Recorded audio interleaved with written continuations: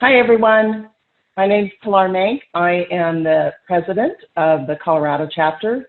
And with me today is Chad Kirchhoff. He is the region exec 3 for Region 10 and our past president for the Colorado chapter. And what we're going to do today is talk a little bit about our volunteer participation and our CFO engagement. So as I'm sure many of you, we monitor our attendance meeting to meeting and had noticed that our meeting provider attendance continued to drop, and during the 2018-2019 year, it had dropped below 30%. And the CFO attendance was extremely low. We really watched our member surveys, what they had to say. It was repeated that they felt like the topics between the variety of meetings that we had throughout the year were too similar. We used local talent within Colorado and circulated those speakers over and over. The other piece was that the majority of our membership is in the Denver metro area, and they do not like to travel. So they wanted the meetings to stay within the metro area. And they wanted topics that were very timely. So the chapter officers came up with a plan to, and also wanted to engage our business partners in that plan. And Chad's going to tell you what we did. Thanks, Pilar, and thank you everybody for taking the time to listen today. So as Pilar just laid out there, we definitely saw some issues around our provider engagement and our CFO engagement at our conferences and within our member engagement and volunteer leadership and committees. So in 2017 and 2018, that would have been my president-elect year, we started having discussions around what we need to do to start making sure we get the engagement and be able to provide our members the type of events and education that they would like, and provide ROI to our business partners who are spending a lot of money to be part of our chapter, to support our chapter, and to be able to have engagement with our members. So what we were looking at was number one, we have a lot of engaged business partners, very, very passionate, and our officers, very, very engaged, passionate people. We're all from the business partner world side of things. So, we were seeing, obviously, we weren't getting the engagement from the provider side there. So what could we do to change that? And the first thing we thought of is, let's develop that pool of people that we can go to and bring into the executive leadership of the chapter. So the first thing we did is we thought, let's go ahead and starting with 2018, 2019, hold our officers for a 2-year term while we build the pool of folks. So as we decided to hold our officers in place for a 2-year term, we got that approved by our membership. So we ran it by membership and got that approved. And then really going into 2018 and 2019, our main focus was to look at how do we build that pool of folks that wanted to move into volunteer positions. So we wanted to start looking at things that we were doing, looking at the survey, and start making changes to involve our members, our CFOs, and get them engaged. So the first thing we did at a strategic planning meeting that we had is we really kind of developed the mantra, don't be afraid to make mistakes. We were going to have to change a lot of things. There were a lot of things that we saw in the survey that folks wanted to change. And we don't have all the answers. So we had to think on our feet, be flexible, be nimble, and we knew that was going to mean we make mistakes. So don't be afraid to make mistakes, but have the courage to learn from those, change, and go from there. So that was one of the big things that all of the officers really, really embraced. As Pilar mentioned earlier, one of the things was the locations of our conferences. We all know that budgets are tight. So, going up into the mountains and spending, 2, 3 days there for a conference, while very nice, beautiful setting, we were losing members coming to that because they just didn't have the budget. So that was one of the issues. But we still wanted to make sure we were doing things with our rural communities. So we knew we had to develop the outreach and how we were going to still reach out to the rural members. We saw that our topics, our events were getting a little bit stale with how we were planning them. So we developed a centralized education committee so that we could kind of plan these things, not in the silo, but together, so that we wouldn't have the same topics or speakers. We wanted to evaluate that methodology through the centralized committee of how we were going to plan those events. We wanted to, we heard that our members want to hear from the association, so we started thinking about ways to get prominent speakers from the association to come to our events. We want to involve the CFOs and have them talk about hot topics. So how do we plan those to get the CFOs and CFO panels and roundtables, peer-to-peer roundtables were one of the ways that we definitely wanted to try to incorporate. And then we wanted to hear from the CFOs and senior financial leadership and revenue cycle folks what they needed. So we thought a brainstorming dinner would be a great way to go to do this type of thing. Go ahead and go to the next slide.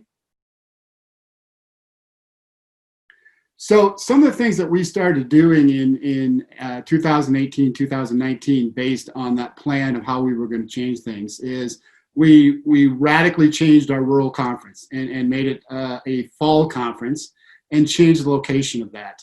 That really met with mixed reviews. It was held in Colorado Springs, which is about an hour from Metro Denver. We did a lot of panels in that, long panels. And while some of it was definitely a move in the right direction, we had mixed results from that. So we made that mistake. We made mistakes, and we weren't afraid to make those mistakes, but we learned from what we did, what the members said they liked about it, what they didn't like about it, and we made changes and moved on to our next conference. So the annual conference was our next one, held in Denver. This was the first time we went outside of a hotel, really. We had it at an event center. So it drastically reduced our cost for the hotel and gave us budget to do other things besides spend it on the hotel. And it was an awesome event, awesome place, awesome feedback.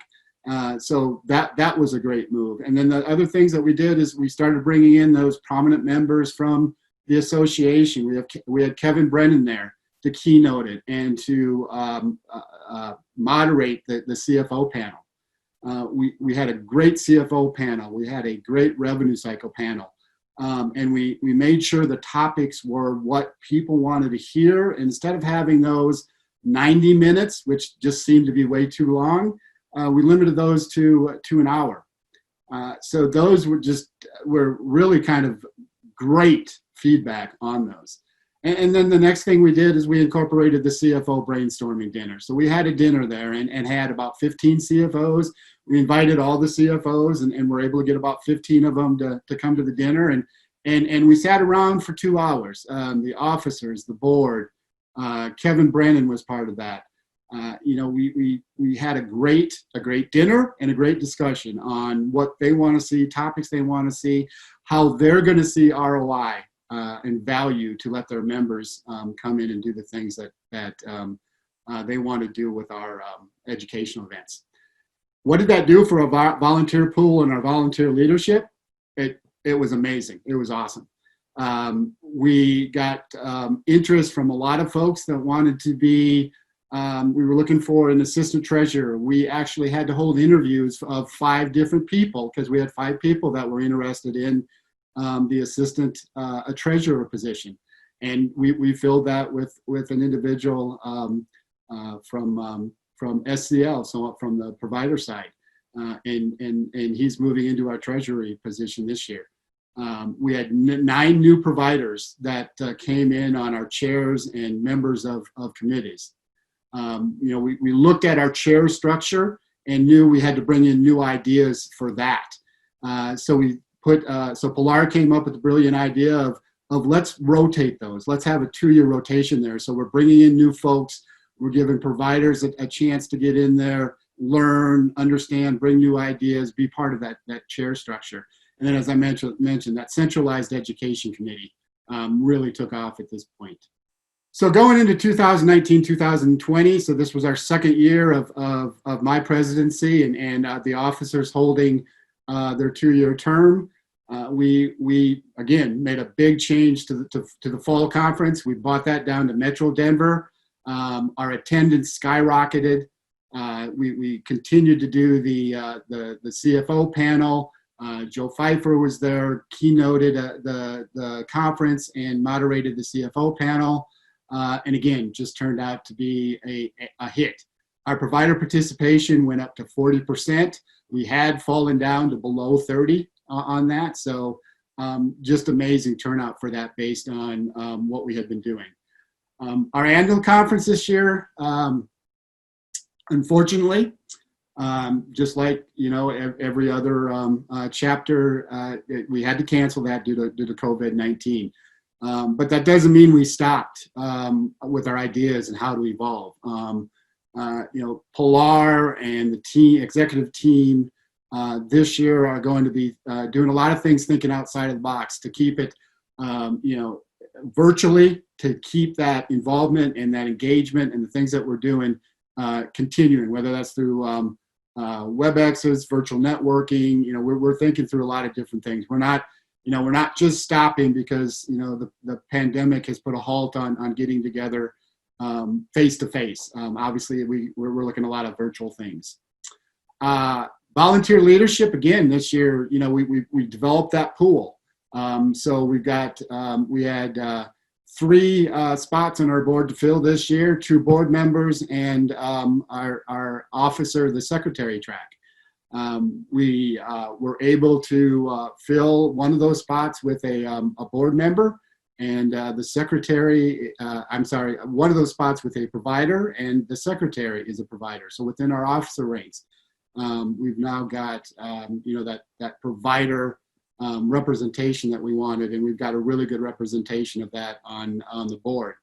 The other spot that we filled was with a passionate business partner that just supports and has a lot of great ideas for us going forward. So we have a lot of passion in our chapter. The business partners are just awesome in how they support us, and we certainly don't want to turn away from them as far as leadership in there. We want to make sure we're keeping their ideas there. So we're looking for people like the board member that's joined on the business side of it to really bring a lot of great ideas.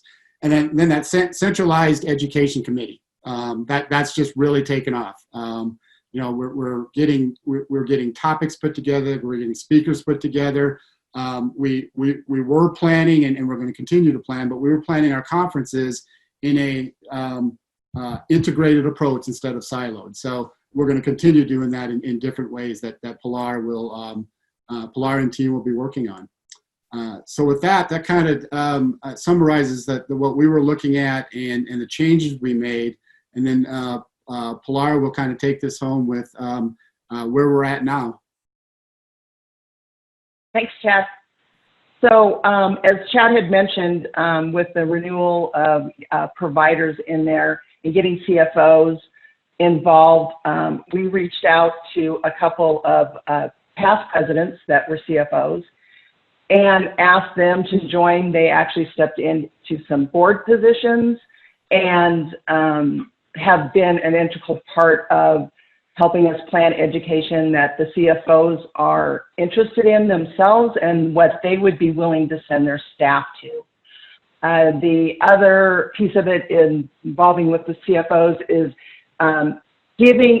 having them part of our brainstorming, as Chad said, sessions, but making their time limited so they could participate and help us as they could. We know that their time is very valuable, and that seemed to be a stumbling block for us because time commitment was too much. So we continue to involve them in our planning. As Chad had said, we have become the chapter that is definitely willing to throw something up against the wall and see if it sticks, and if it doesn't stick, well, then we're going to try something else. Another piece would be that we have brought in on our board 2 of our aspiring leaders that come from the early careerist side of it to get some fresh blood, so us old timers can step out and we can bring them in and help us as we move forward into our next new reality. So that's, I think that's all that we have for today. If you have any questions, we'll be happy to take them.